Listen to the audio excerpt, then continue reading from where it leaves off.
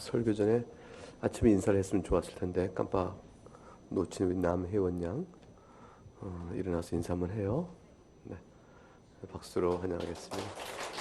네, 기억하는 분도 있고 처음 보는 분도 있고 그렇죠?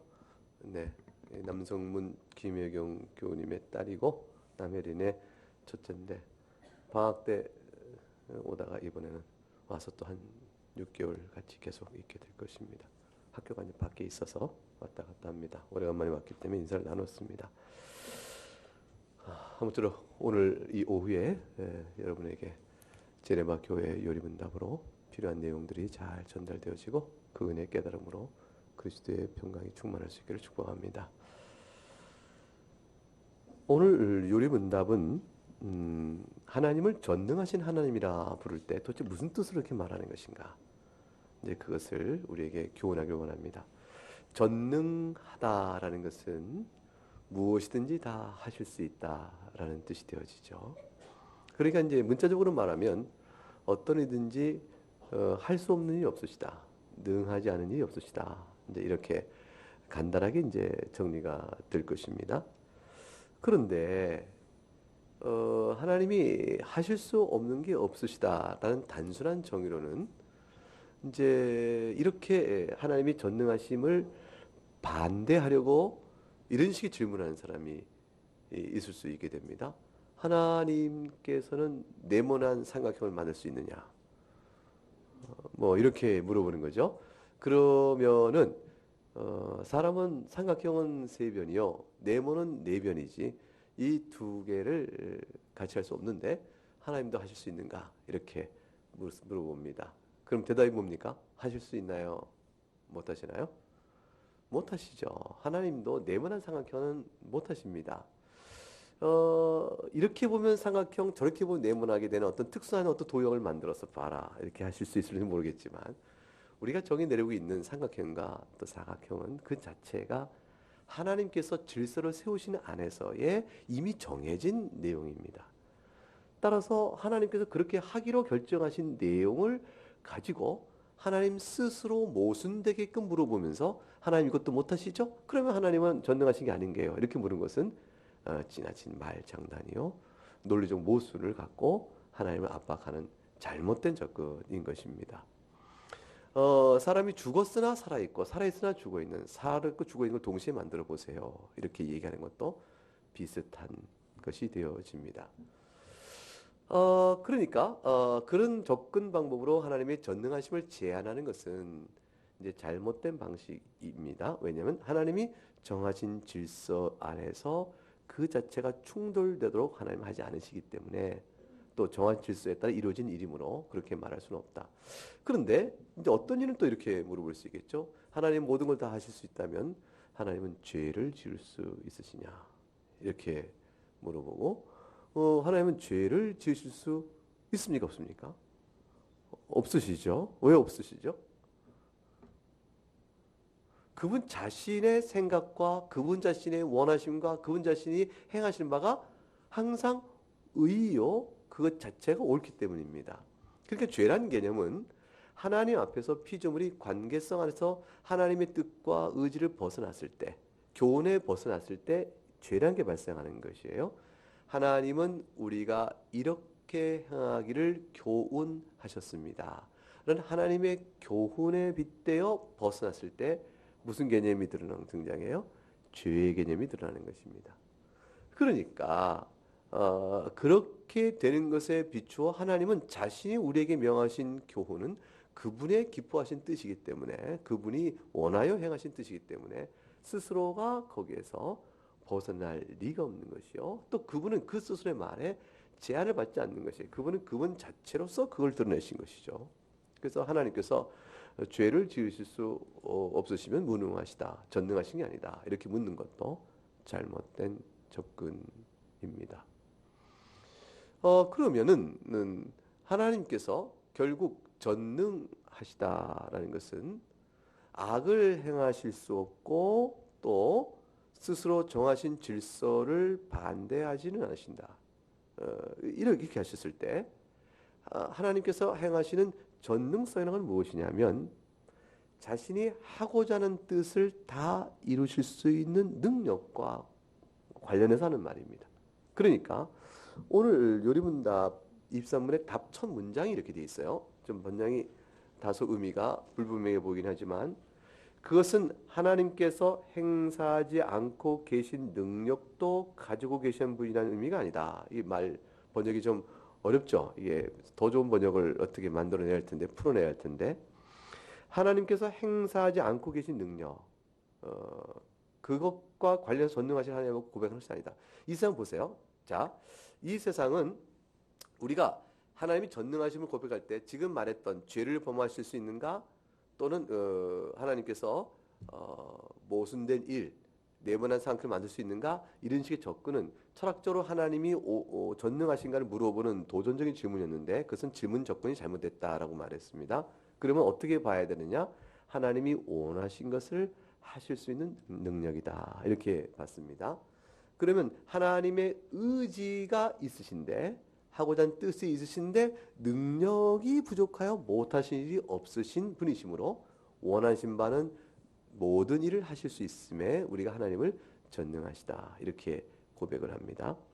자, 그런데 하나님께서 원하지 않아서 안 하신 일들 가운데 하나님께서 원하시기만 하면 하실 수 있는 일도 많이 있겠죠. 예컨대 우리가 아는 이 세상이 있습니다. 이 세상이 있는데 하나님께서 이 세상 말고 다른 세상을 만드실 수도 있었겠죠. 원하신다면. 예컨대 이제 제가 태어나지 않는 세상도 하나님은 만드실 수 있을 거 아니에요. 근데 지금 펼쳐진 세상은 제가 이 세상에 존재하는 세상이죠. 그러니까 하나님이 만드시는 인생 중에는 우리 각각을 포함시키지 않은 세상을 만드실 수도 있잖아요. 그렇게 원하신다면 가정적으로. 그런데 하나님께서 우리가 포함된 세상을 그의 작정 가운데 두셨기 때문에 우리가 하나님 뜻 가운데 이렇게 존재하고 있게 된 것입니다. 하나님께서 우리를 존재케 하셨으므로 이렇게 작정하신 이상 제가 존재하지 않는 일은 없습니다. 하나님의 작정된 일은 반드시 일어나기 때문에 자, 그래서 오늘 요리문답 첫 문답은 우리가 전능하신 하나님 이렇게 고백할 때 신앙 고백적 의미에서 하나님 넘어갈 때는 하나님이 실제로 행사하신 일들 가운데서 전능성을 바라보며 나가고자 이렇게 신앙 고백을 하는 것이지 어떤 철학적인 접근을 하면서 하나님이 하시지 않은 일도 하실 수 있는 분이란 뜻으로 이런 의미에서 전능하신 하나님을 고백하며 나가는 것은 지금 현재 목적이 아니다. 이 얘기를 하는 것이에요. 하나님께서 가정적으로 애굽에서 이스라엘 백성을 홍해를 갈라 구원하지 않으실 수도 있죠. 가정이라면.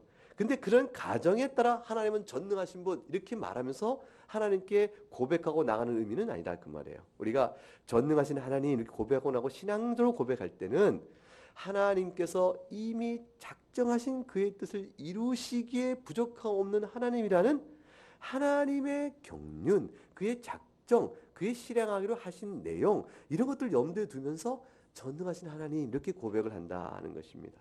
그러니까 우리의 고백은 철학적이에요, 신학적이에요. 철학과 신학에는 조금 이렇게 표현이 불분명하지만 우리가 전능하신 하나님 믿사오며라고 말할 때는 하나님이 창세전에 작정하신 일들을 쭉 그의 뜻대로 이루어가시는 기에 조금도 부족하지 않으신 하나님이란 고백으로 그 고백의 의미를 담고 하나님께 나간다 그런 뜻입니다. 그러니까 하나님의 전능성에 관한 이런저런 철학적 시비를 따지는 것이 아니다라는 것이에요. 자, 그러면 우리가 하나님 아버지께서는 무엇이든 하실 수 있으며 그의 뜻대로 원하는 바를 행하실 수 있는 분이십니다. 그러므로 전능하신 하나님께서 우리를 도우시사 우리의 기도를 들으시고 그 뜻을 이루어 주옵소서. 그러나 이 모든 것들이 주께서 원하시면 되어질 일인 줄 우리가 믿고 주께서 기뻐하지 않으시오 뜻하지 않으시면 이루지 않을 줄 압니다. 이렇게 우리가 기도할 때 그것은 다 하나님이 기뻐하시는 뜻 가운데 실행하시는 능력의 범위 내에서 찾아서 설명하는 것이라 그런 것입니다. 그러니까 하나님이 행하길 원치 않는 일들을 놓고 말하는 것이 아니라 주님이 행하기를 기뻐하시는 일을 놓고 말하는 것이라. 그게 첫 번째 설명입니다. 자, 그럼 요약하면 하나님은 행하기로 작정하신 일들은 다 행할 수 있는 분입니다. 라는 뜻으로 고백합니다. 그게 첫 번째 의미가 되어집니다. 따라서 행하기를 원하는 일들은 다 행하시는 분이십니다. 라는 의미는 그 다음 만물을 자신의 권세와 손 아래 두시고 세상을 섭리로 다스시며 만물을 자신의 뜻대로 결정을 하시고 모든 피조물들을 하나님께서 보기에 좋으신 대로 다스리시는 분이시라는 의미입니다. 이렇게 되어 있죠. 이 말의 뜻은 결국 지금 방금 설명한 대로 그겁니다. 우리가 전능하신 하나님 이렇게 고백할 때는 하나님께서는 창조주이심으로 모든 만물을 만드시지 않으셨습니까? 만물을 만드실 뿐만 아니라 만드신 만물 하나하나가 하나님께서 뜻하신 바대로 그 만물을 이끌어 가시고 그 만물의 조화와 이루어지는 결과를 하나님께서 결정하신 대로 이 일들이 이루어지니 우리는 하나님 뜻을 벗어나 임의로 존재한 자가 없사옵나이다. 이렇게 고백할 때, 그리고 우리가 우리의 모든 인생에 되어지는 일들을 다스리시는 하나님이십니다 라고 고백할 때, 그때 우리가 전능하신 하나님 이런 말 속에 담고 있는 고백이라는 것이에요. 그래서 신앙 고백상 전능하신 하나님 아버지라고 전능이라고 고백할 때는 우리가 그런 관계 속에서 하나님을 고백하고 나가야 합니다. 그런 뜻입니다. 자, 그러면 결국 23문의 세례바 교회의 유리문답은 전능하신 하나님에 관한 신앙 고백적 의미가 무엇인가를 그렇게 정돈했어요. 두 가지 기억하시면 되죠. 하나님의 작정과 섭리, 그것을 능히 이루실 능력, 이렇게 됩니다. 하나님의 작정과 섭리가 있으시다. 그를 능히 자기 뜻대로 이루어 가시는 능력이 계신 분이시다. 그러므로 만물은 그의 통치 아래 있다. 이런 이제 구조가 쭉 드러나는 겁니다. 그래서 전능하신 하나님 이렇게 고백할 때는 저희는 주님의 통치 아래 사는 무능한 또 연약한 피조물입니다. 이거 고백고, 주님의 뜻대로 결정되어진 일들이 우리의 인생입니다. 고백하는 것이고, 우리는 하나님 뜻대로 이루어진 줄 알고 범사에 주 앞에 감사하며 주 앞에 엎드립니다. 이런 고백들을 가져야 되는 것이죠. 하나님은 전능하시고 우리는 티끌과 같은 존재입니다. 이렇게 되어지는 관계적 의미가 그 안에 고백으로 들어갈 것입니다. 그래서 24문을 보게 되면 23문, 그러면 하나님께서 능력을 나태하게 행하실 상상해서는 안 되죠. 하나님께서 그 능력을 나태하게 행하신다. 그러면 뜻은 있으신데 행하지 않는 일이 있으시는가? 그렇게 생각하면 안 되고, 그럼 어떻게 생각해야 됩니까? 그의 손이 늘 개입하여 활동을 하신다고 생각해야 됩니다. 하나님의 손길이 닿지 않는 것이 없다고 생각해야 돼요. 모든 만물은 그의 뜻대로 이루어지는 그의 뜻의 모든 일들이 하나님의 손길이 닿지 않은 채 이루어지는 아무것도 없다. 이렇게 생각해야 됩니다. 그로 말미암지 않고 그 하나님이 작정하지 않은 채 되는 일은 또 없다. 이렇게 생각해야 합니다. 전능함과 맞물려지는 것이에요. 실로 그러합니다. 이렇게 됐습니다. 요리문답의 내용의 뜻은 그러한 것입니다. 자, 그렇다면 요컨대 요리문답은 하나님의 전능하심을 하나님의 섭리, 다스림과 분리해 생각하지 않는다라는 것을 우리가 알 수 있습니다. 그럼 우리에게 있어서는 하나님은 전능하심으로 이 세상 사는 동안에 하나님 뜻이 펼쳐져 가는데 경험하는 모든 일 갖고 우리가 어떤 어려움이 생길 때 하나님께 기도할 만한 확신이 있나요, 없나요? 있죠. 왜냐하면 펼쳐진 모든 일이 누구의 손길에 의해서 이루어지는 일이에요? 하나님의 손길. 하나님 손길 닿지 않는 일은 하나도 없다. 이렇게 되어지니까 결국은 우리가 살아가는 동안에 전능하신 하나님 아버지 이렇게 부를 때는 우리가 겪는 모든 일은 주의 손안에 있습니다 라고 고백하는 것이죠. 그런 의미에서 신앙 실제 생활과 전능하신 하나님의 고백은 아주 밀접한 연결을 갖는 것이죠. 우리가 무엇을 할 수가 있겠습니까? 간구할 수 있고 기도할 수 있는 것입니다. 그러면 우리가 바라고 기도하고 소망하는 일대로 일이 되어지잖아요. 하나님께 기도됐는데 그 일이 이렇게 안 돼요. 하나님 이렇게 됐으면 좋겠습니다. 이렇게 했는데 그 일이 안 되어져요. 하나님 홍해가 쫙 갈라지고 됐으면 좋겠는데 홍해가 안 갈라져서 쳐봐요. 하나님 홍해가 갈라질 것이라고 명령하지 않은 건데 우리 소망이 그런 거예요. 우리가 모여 있는데 하나님 저 북한의 공산 정권이 내일 눈 뜰 때 갑자기 확 무너져 버려서 나라가 통일될 수 있고 복음을 전할 수 있으면 좋겠습니다라고 간절히 기도했는데 기도가 안 이루어져. 자, 그렇다면 그것은 하나님의 전능함에 문제가 있는 것입니까? 이렇게 물어볼 때 답은 뭐죠? 전능한 문제가 있는 것이 아니다. 왜요? 하나님께서 뜻하신 것을 능히 행하지 못할 일이 없으시기 때문에 우리가 기도했으나 그 일이 이루어지지 않는 것은 하나님의 무능성, 전능성에 문제가 있는 것이 아니고 뭐에 문제가 있는 것이죠? 하나님이 뜻하지 않으신 일이다라는 것과 문제가 되고 있는 거예요. 그래서 여호와의 소리 짧아서 구원하지 못함이 아닌 것이에요. 하나님께서 지금 온 세계의 악인들을 한 번에 심판하지 않으신 까닭이 무능해서 그러신 거예요. 능력이 없어서 그런 것이 아니에요. 그 모든 문제는 뭐와 관계되면 하나님의 뜻, 즉 하나님의 뜻, 하나님의 이루어 가시는 의지, 또 이 만물을 이끌어 가시는 하나님의 지혜와 관계된 거예요. 자, 그러므로 성도의 삶 실제적으로 한번 적용해 보죠. 우리가 삶을 살면서 하나님의 도움이 간절할 때가 많아요. 그 하나님께 도움을 간구해요. 하나님 이 병 꼭 낫게 해주세요. 그러시면 제가 하나님께 평생 충성하고 신실한 믿음 살겠습니다. 이 병 낫게 해주세요. 주여 낫게 좀 믿습니다. 라고 이제 금식도 하고 이렇게 애를 써요. 그런데 하나님의 침묵이 이루어져요. 침묵하지 않으시고 외면하시고 병치레 실컷 하고 그러다가 사실 짧은 인생을 마감해야 되는 경우가 생겼다.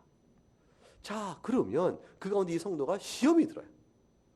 시험이 들어서 이렇게 얘기하는 것이죠. 하나님은 전능하지 않으시다. 아니면 하나님은 내 기도를 안 들어줄 만큼 나쁜 분이시다. 하나님은 나와 상관이 없다. 이렇게 둘 중에 한 결론을 내리고 있고 큰 시험이 든 것이에요.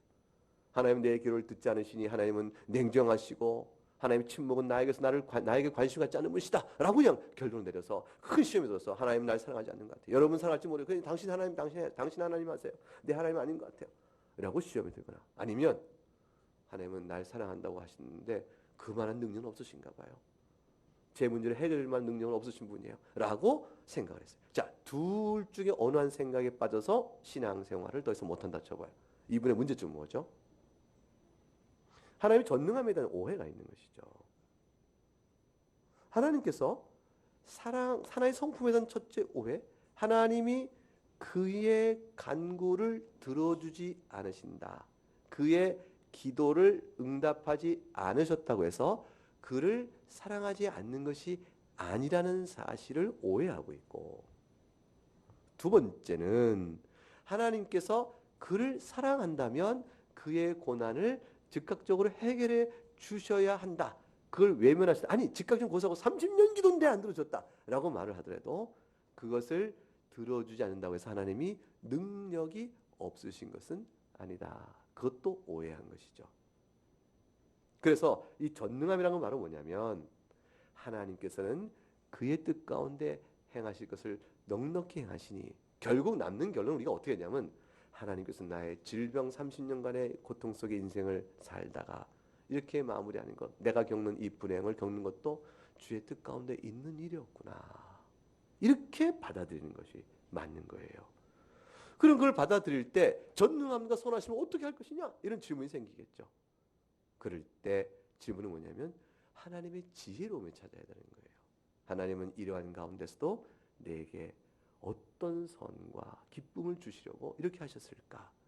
하나님 날 사랑하시고 나에게 좋은 걸 주려고 하시는데 좋은 걸 주시기 위해서 행하신 이 일들은 나의 생각으로는 그 목적과 방식이 일치되지 않아서 나로선 다 헤아릴 길이 없구나. 만일 나를 사랑한다면 나에게 평안을 주셔야 되는데 왜 어려움을 주셨을까? 나로선 헤아릴 길이 없다. 그러나 하나님 나라에 가게 되면 주께서 이 모든 것들이 어떻게 나를 위하여 행하신 선한 것인가를 내가 그날에는 명료하게 알리라. 그렇게 돼서 보는 것이죠. 그 지혜의 문제가 되어지는 것이에요. 그래서 하나님의 전능함은 항상 지혜의 관점에서 바라보아야 합니다. 그게 이제 24문이에요. 하나님 능력이 나타나다, 나태하다 이렇게 생각하면 안 되고 하나님 늘 활동하신다라고 생각이 되고 작정에 의하지 않은 채 되는 일이 없는 것으로 생각하면 됩니까? 이렇게 돼요. 모든 일은 그의 작정에 의하여 되는 일이라고 생각해야 됩니다. 그럼 그 일은 다 이끌어가신 그의 지혜로운 가운데 생각해야 하는 것입니다. 자, 성경은 하나님의 전능하심을 찬송합니다. 오늘 본문에서 창세기 17장 1절과 2절에 99세의 아브라함이 나타나서 나는 전능한 하나님이니 너는 내 앞에 행하여 완전하라고 하셨습니다. 하나님께 약속을 하신 것이죠. 내 앞에 행하여 완전하라. 언약을 너와 나 사이에 두게 너를 크게 번성하리라. 자, 그러면 하나님은 자신의 전능성을 전제로 하여 우리로 하여금 아브라함으로 하여금 하나님 앞에서 완전히 행할 것을 옳게 행할 것을 요구하셨어요. 그리고 하나님의 약속 중은 뭐냐면 네가 그럴진대 나는 또한 너와 내 사이에 언약을 반드시 지킬 것이다. 그리고 크게 번성할 것이라 했는데 크게 번성하는 약속을 받은 아브라함이 이때 창세기 17장에 아들이 얼마나 있었어요? 99세. 아브라함이 어떻게 100세의 아들을 얻잖아요. 그러니까 아직 보이지 않는 약속을 크게 약속하시면서 내가 전능한 하나님이다 라고 얘기하신 거예요. 그리고 내 앞에 행을 완전하라 그러셨어요. 자, 하나님께서는 모든 일을 그의 뜻대로 이루어 가시니 그 언약 안에서 우리는 하나님을 신실히 믿고 믿음의 길을 하나님의 교훈을 따라 정직하게 행할 것을 요구하십니다. 그리고 그 정직히 행하는 가운데 우리의 순종과 하나님 앞에 살아가는 모든 일의 행태를 낱낱이 보시고 하나님께서는 우리를 도우신다라는 것을 확실히 믿을 것을 요구하시는 것이에요. 그래서 아브라함이 과연 그 말대로 어떻게 됩니까? 이삭을 얻고 나서 이삭을 제물로 바치라 했을 때 아브라함이 어떻게 해요? 이삭을 제물로 바치죠. 그때 아브라함이 바칠 수 있던 그 이유는 뭐였어요? 하나님이 전능하신 줄 알고 이렇게 되시는 거예요. 하나님 전능하신 줄 알고. 그래서 로마서와 히브리서에 보게 되면 각각 하나님께서는 능치 못할 일이 없으신 분인 줄 알고, 다시 말하면 아무 일을 한다는 것이 아니라 약속한 그것을 능히 행하지 못하실 이가 아닌 줄을 알고 죽은 자 가운데서도 살리실 분인 줄 그가 믿고, 왜냐하면 뭘 위해서? 약속을 지키기 위해서. 그래서 그리스도를 믿고 이삭을 제물로 바쳤다.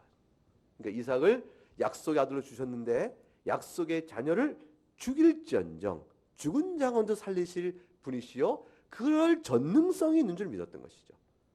그래서 하나님의 약속을 지키시는 신실한 바탕 위에 그 약속을 반드시 이루어가는 전능함을 믿었기 때문에 따라서 아브라함은 이삭을 제물로 바칠 수가 있었어요. 그 바치는 그것을 보고 하나님께서 17장에 내 앞에 행하여 완전하라는 것을 이행한 것을 칭찬받게 되어집니다. 그래서 우리는 하나님 앞에서 행하여 완전한다는 말이 율법의 계명을 완전히 성취하여 의인이 100% 돼서 완전하다 이렇게 하는 것이 아니고 하나님이 어떤 분인가를 알고 그 믿음 위에 행할 때 우리는 완전한 사람이 되는 것이에요. 그래서 어려움이 있어도 믿음을 지켜가면 하나님이 이 가운데 함께 계신 줄 믿을 것이다. 이 가운데 함께 계신다라고 믿고 의지해 나가면 그럼 뭐가 됩니까? 우리가 주 앞에서 행할 바를 올곧게 하는 것이에요. 완전함 속에는 하나님과 관계 속에 온전케 행한다는 뜻이 포함되어 있습니다. 자, 그런 상황 속에서 이제 그러한 하나님 앞에서 우리는 하나님을 어떻게 바라야 할까? 자, 정리합니다. 이런 하나님이시기 때문에 첫째, 하나님은 우리는 항상 생각할 때 하나님은 자신의 기쁜 뜻대로 무엇이든지 행하는 분임을 굳게 믿고 이사야 46장 9절과 10절에 나는 내가 모두 기뻐하는 것은 다 이루신다 그러셨어요. 그걸 믿고 두 번째, 다니엘서 4장 35절 나온 것처럼 하나님께서 그의 기뻐하신 뜻을 이루고자 할 때 막을 자, 그를 방해할 자는 있다 없다? 없다라는 것이에요. 따라서 나를 선택하여 주의 자녀 삼으시는 목적을 가지고 나를 불러내셨다면 내가 하나님 나라 들어갈 때까지 내 신앙길을 회방할 또는 그걸 가로막을 또는 그곳에 내가 떨어지게 할 다른 어떤 방에서 있을 수 있다 없다? 없다는 것입니다. 절대적으로 없습니다. 하나님의 선택은 반드시 이루어져요. 근데 왜 우리가 가끔씩 죄를 짓고 구원에서 내가 받았나 싶을 때로 위기가 오죠? 그거는 하나님 편의 문제가 아니고 우리가 하나님에서 멀어졌다가 가까워졌다는 것이에요. 멀어진 우리들을 뜻을 보여 책망하심으로 우리를 하나님 앞에 더 가까이 나오도 이끌어 가시는 지혜의 과정 속에 있는 일이에요. 그래서 불순종한 죄악된 우리들도 하나님의 큰 지혜 가운데서 죄를 허용하시고 그러나 또 회개케 하시고 죄를 허용하시고 또 회개케 하시고 그런 과정 속에서 하나님만이 하나님이시고 우리는 그 앞에서 아무것도 아닌 것을 깨닫고 이끌어 가시는 것입니다. 자, 그래서 우리의 선택도 반드시 이루어집니다. 그 결과로 하나님께서는 마지막 날에 공의 심판과 긍휼의 영광을 통해서 요한계시록 4장 11절, 요한계시록 5장 12, 13절에 나온 대로 만물, 지으신 만물로부터 경배와 찬양을 받으십니다. 경배와 찬양을 받으시는 것은 다른 것이 아니에요. 과연 하나님은 전능하십니다. 이렇게 외치면 되는 것이에요.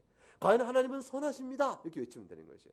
그래서 하나님의 하나님 되심을 절대적으로 전폭적으로 마음을 다해 찬양할 때, 인정할 때 그게 하나님께 영광을 돌리는 것이에요. 반대로 죄는 뭐죠?